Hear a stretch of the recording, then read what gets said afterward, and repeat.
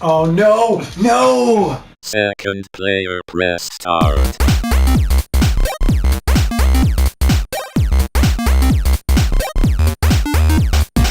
Hello and welcome back to another episode of Second Player Press Start. My name is James and I'm joined by my friend Darren. And today we are here to talk about a game that we just played for the first time called Nidhogg 2.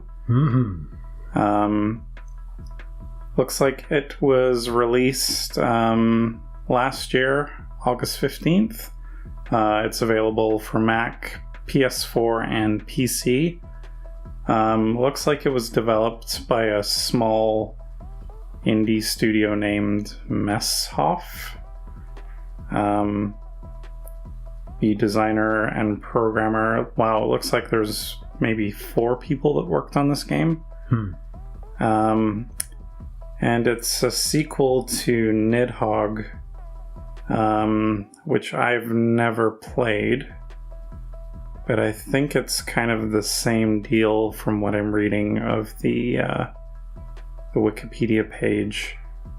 Similar concept, except the art style was more pixelated, kind of more of an 8-bit style than Nidhogg 2, which kind of has this, I don't even know how to really describe it. So yeah, I mean, I would still kind of, still has that pixely look, but there's more like 16-bit, like Super Nintendo era, Genesis era kind of. Sure. Reminded me a lot of like Garbage Pail Kids, kind of that like grotesque style. Gotcha. But yeah, I guess it's a fighting game. I guess we could call it that. Yeah, I was going to mention that as soon as we booted it up, I say boot up because I'm a PC person going back, but as soon as we turned it on, I had no idea what to expect. I knew the name. I assumed that there was some Norse mythology just because of the name and its spelling. The fact that it was number 2 meant that it's possible as a sequel. It didn't have to be, but it was possible. And there was nothing in the beginning, opening screens, anything that said what kind of game I was expecting. It had a title screen, and then it had this weird pixely wash-like colors that was just flowing in the background. And very like lava-like. Yeah. Different colors and whatnot. And that was it. When we got to the options screen, we saw the how to play thing, and there was a jump and an attack button. So I was like, okay, well, this could be one of those old school brawler types, Final Fight or anything like that. I wasn't sure even at that point if it was co-op or if it was 2-player versus, right? And it took me a while until I understood what we were doing even. Once we got to the character select screen, I had a bit more of an idea. But I was surprised, actually, at the character select that we were just given 2 weird-looking characters that pretty much were exactly the same as each other. There was no defining characteristics that were different. Until we got further in, then we can change accessories and hair and all that kind of thing. But what did you think, first off? Like, normally when I come to these games, I have maybe a trailer to go on.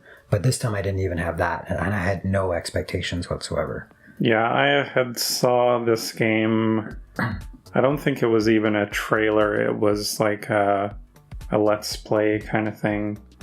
I think it was kind of funny. Their YouTube channel and podcast, and they were playing it and having a lot of fun. And ever since I saw that video, I kind of kept my eye out for it to go on sale. And then I think a few weeks ago, it went on sale, so I kind of added it to my basket and purchased it. Right. And I knew these are the type of games that we always have a lot of fun kind of playing with. So I didn't necessarily want to show you anything on it, because I would say within like maybe 5 minutes we kind of got it. We were pros, yeah. Yeah. Sure. Yeah, I just thought it was interesting because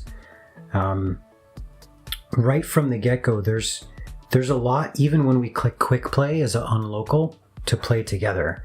there was a lot of steps maybe we didn't have to go through, but there's a lot of steps to actually get us to play the game.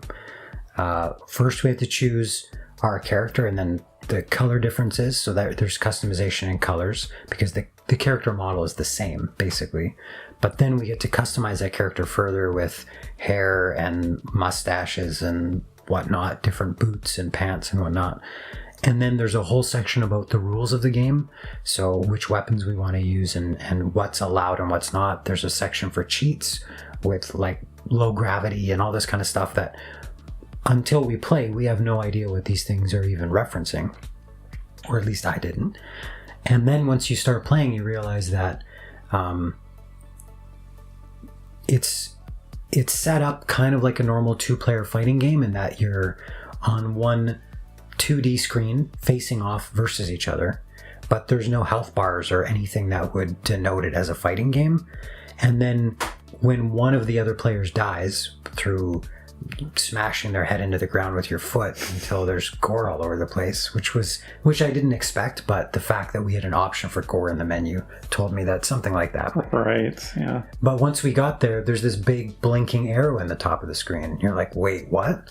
And you mentioned, because you had seen the game before, you just, move, follow the arrow, right? So we find out that eventually, whenever you win a fight, you have a chance to take ground from the other player. You start in the middle of this world, and the more fights that you win, the further you can push to your opponent's side of the screen to get to the end of the map. They call it the final stage, and then you win. And this big serpent thing eats you, and you're the winner. Yeah. Which is crazy and weird and kind of Norse with the snake eating things. Yeah. That makes sense. But yeah, with very little explanation, we started to pick up on what was going on. I think there's a lot more to it than that, though. In playing through, we realized that there's this whole weapon economy, there's this whole stance system, there's this element of rock, paper, scissors with weapons versus each other at different stances, and yeah, I don't know. I wasn't expecting anything. So everything that I saw was new and interesting and strange to me. Yeah, I think the aspect of kind of that, it's almost like tug of war, right? Like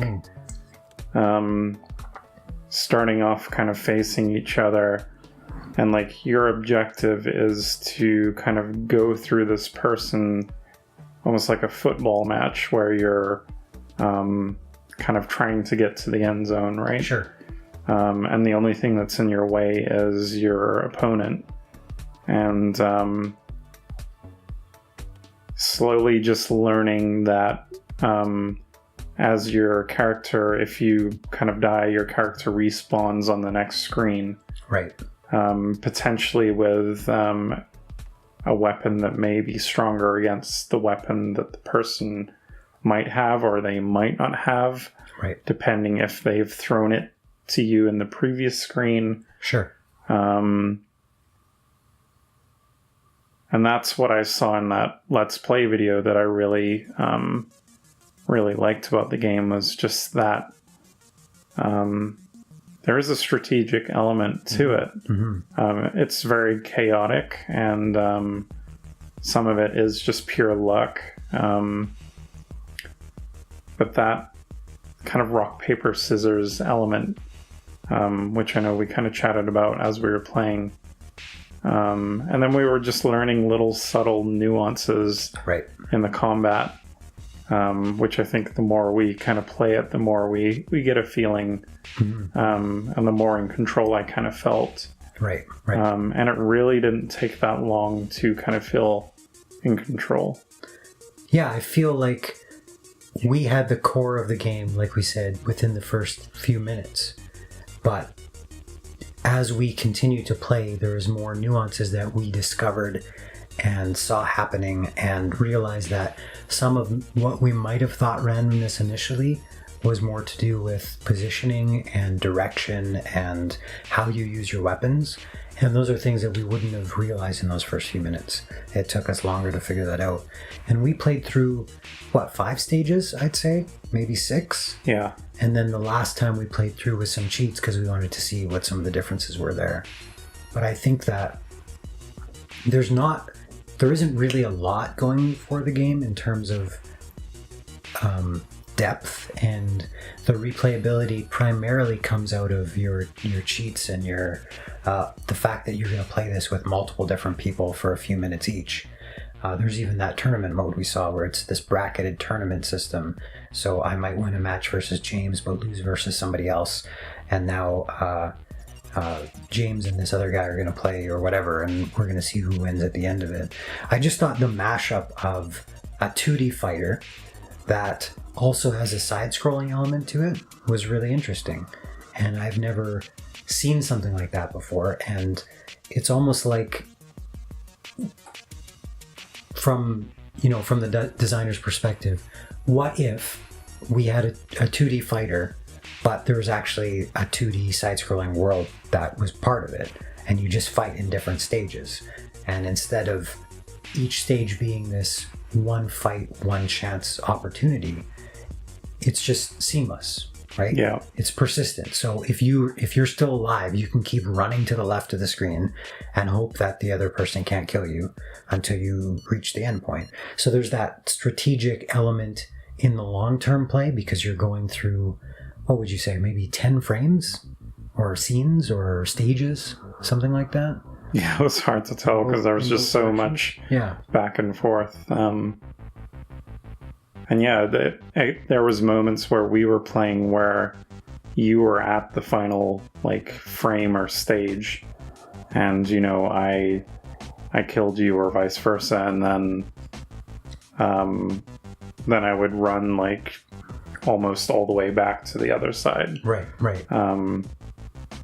And the stage design I was quite impressed with, because each stage had kind of a different feel to it, and there were different little mechanics within the stage that could play to your advantage or disadvantage. Sure. There was one stage that there was a portion of it that was in this meat grinding place, right? And it had these little conveyor belts that if you stood on them, they would move you left or right, and then there were these little kind of grinders underneath that obviously if you stood too long on a platform, you would kind of fall into the grinder. Right. And that kind of, you had to kind of quickly think on your feet of, well, I want to hold my ground so that I can kind of defend my end zone, so to speak. Sure. But if I stand here long enough, I'm going to fall and kill myself. And there was another stage that had these tall,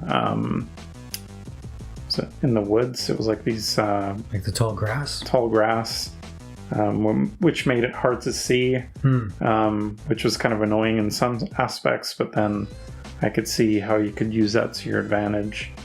I was really impressed by the level design. And we didn't play through all of the levels, just because our hands were actually starting to cramp up. Sure. I guess that's what happens when guys in their mid to late 30s start playing video games.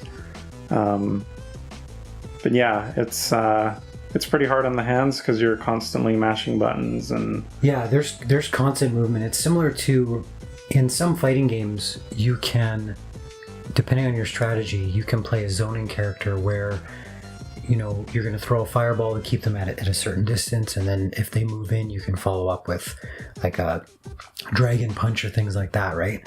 But in this game, because you're always moving and you're always pushing either back against your opponent to get to the other side, or because of the way the death system works and you're respawning, you're always all over the place. There's nothing constant about it. And even when you respawn, you're respawning with a different weapon. And you're respawning sometimes in a different position on the map, because as the opponent moves before you respawn, you might be up on a higher ledge than them, which it seem like, for example, the higher ledges had some advantages, right? Because you couldn't shoot or throw weapons at the person on the higher ledge. They would hit the edge and then the weapon would drop. So then you were left without a weapon while your opponent higher up had their weapon still. So there was elements of that were relevant to the scenery or the level that also affected your strategic advantages. But going back to that constant movement, there was no moment, like even when you died, because as soon as your opponent died, you needed to move to the next stage or keep moving left or right or whichever way. It meant that unlike a fighting game, there's no countdown, 3, 2, 1 fight. There's nothing, there's no pause, right? And even there were some cases where we would attack each other and it would be a one-hit kill, but other times where we were like stomping each other into the dirt, just because that's the way the mechanics were working. Like, button mashing so hard that it was just a natural. That's the way that the animation functioned because of how we were hitting the buttons. So there wasn't really any reprieve unless someone won and then we chose another stage and we started all over again. Yeah, it was just constant movement from the moment you start. Mm-hmm. And it kind of rewarded that because obviously if you're mashing the button as quick as you can, you may have that upper hand to make it to the next screen. Sure. Yeah, I thought the level design was great. I really enjoyed the music. Yeah, that was one thing that stood out to me as well. It was, again, very unexpected. Yeah. I don't know if it necessarily fit a theme or but it was just kind of fun to listen to. Yeah, it was basic, it was electronic music that felt like it could be outside, it didn't fit with the game in the sense of it wasn't like metal, it didn't have any Norse kind of feeling to it. It didn't feel like fighting game music. It just it felt like electronic. It had some beats and there was maybe some down tempo and stuff like that, and it felt other to the game, but that doesn't mean it didn't fit with the game, at least in my opinion. Yeah, I mean, I kind of liken it to a really good Spotify playlist that you might play in the background while you're playing something else. Yeah, the music was good. I had a lot of fun playing it. How much more do you think you'd play it? Do you think that you'd play this? There was an online option, there was a local option, there was a local tournament option. What would more play like this look like for you? I don't think I could really see myself playing it alone. I think this is really one of those strictly co-op games. I don't think playing against a computer or an AI opponent, you're not going to get that same reaction from your opponent, having you sit next to me and getting that immediate response, right? And then me giving response as they happen. I think that's kind of the charm of the game, which you're not going to get sitting playing by yourself. Sure. Or even online, unless you maybe had voice chat. Yeah, I agree, because even at the end we wanted to see some of the other options in the game and we jumped into just an arcade mode and you're just dropped in with an AI and immediately you've lost half of the energy on the screen because it's somebody that's not responding to you. It's it's an AI that's moving and jumping, and it looks like if all you saw was the screen, it looks the same, but the energy in the room was just completely void because I had no vested interest in my side of the match. It was all in, if James wins or not, well, good for him kind of thing. Yeah, and I don't think it's one of those games that I would play to get good at it, because I think that if someone was really good at this game, I don't think you would have as much fun. Correct. It sounds weird, but kind of sometimes the fun is actually losing.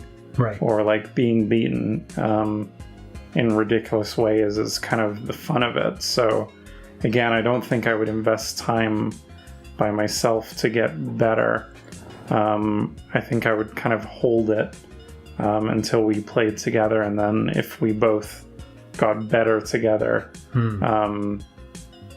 then the challenge is kind of still on a level kind of playing ground. Right, matched again. Do you feel that, because when we talk about getting better, and we go back to something we said earlier about the randomness, or it seemed chaotic, do you feel that there's skills that you can improve on in this game? There was things that we noticed that were, we talked about these details of movement and positioning that started to matter more as we got more used to the game. But do you think that skill is so much in this game compared to, say, another indie like Super Meat Boy, right? Where you're still moving around and you're trying, but in that game there's definite metrics for improvement, right? Yeah. For movement and getting better at a game like that. I think there's probably little nuances that obviously we're starting to uncover, but I think if you learnt all of those little nuances, then I think there's probably, a 10% kind of skill level that you could maybe achieve if you, played it days on end and right, kind of studied every little frame. But I don't think this is really that type of game. It's just kind of more of a casual kind of grab a buddy and just have some fun. Yeah, that's what I felt too, and I feel like I don't know if there was actually a sustainable spot in the market for a game like this, say 10 or 20 years ago. Yeah. I just don't think it was possible for a game like this to exist and be sustainable to the point where they're putting out a second one or a sequel or whatever. Because I don't feel like a game like this has enough longevity unless you're in those moments with friends where you can get something out of it and then put it away until next time, because it fills a very different role than a 2-hour session of some co-op game where you're playing through a story. Yeah. Right? Yeah, I mean, I could see, if you had a group of friends firing up that tournament mode, and you could probably invest, an hour or two playing this pretty easily. I think it'll be a lot of fun to even watch too, right? Yeah, I recommend it. I think regular price is $20, I want to say.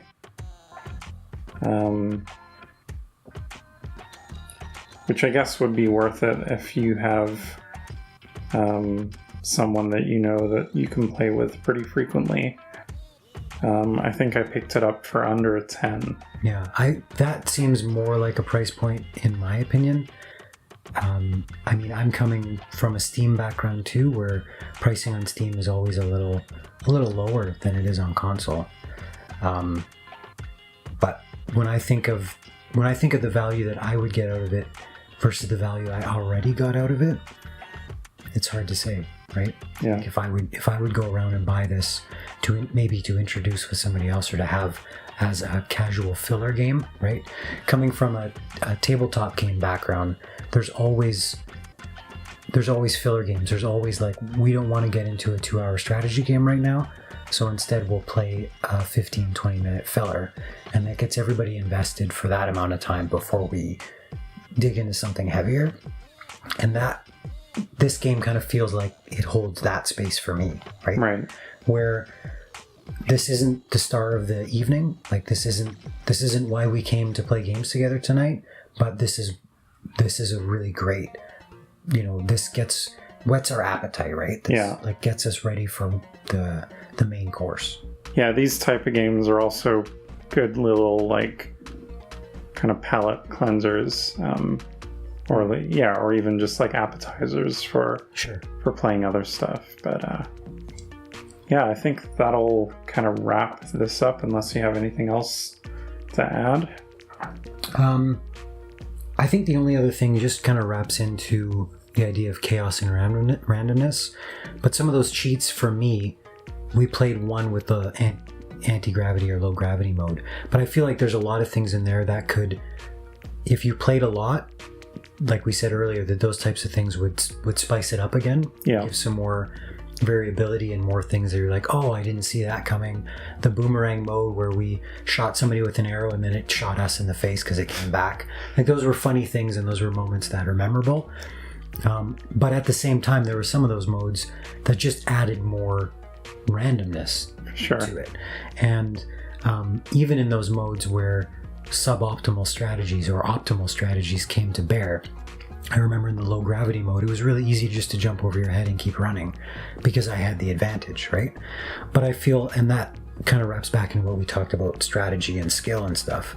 But again, if you're just sitting down with a buddy or 7 other friends to play a tournament, throwing on those craziness things just to change it up are totally worth it. Yeah. And I don't think that any of those things really from a developer perspective is more than toggling a few numbers in the code, really. Yeah. Which tells me that there's probably a lot of games that could learn from that. And just in going back to the arcades that we were talking about, but there's a lot of games that have come out before and you would put a code in on the arcade and unlock something, or the down down up up left left right right on the old NES controller, right?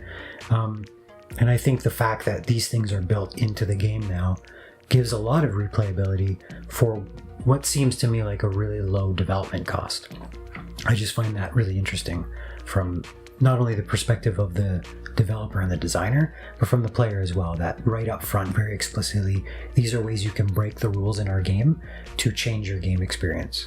And we didn't even know what they did. It incentivized us to try some of the funny sounding things or whatever, just to try the new experience, see how it change. Yeah. Right. Well, yeah.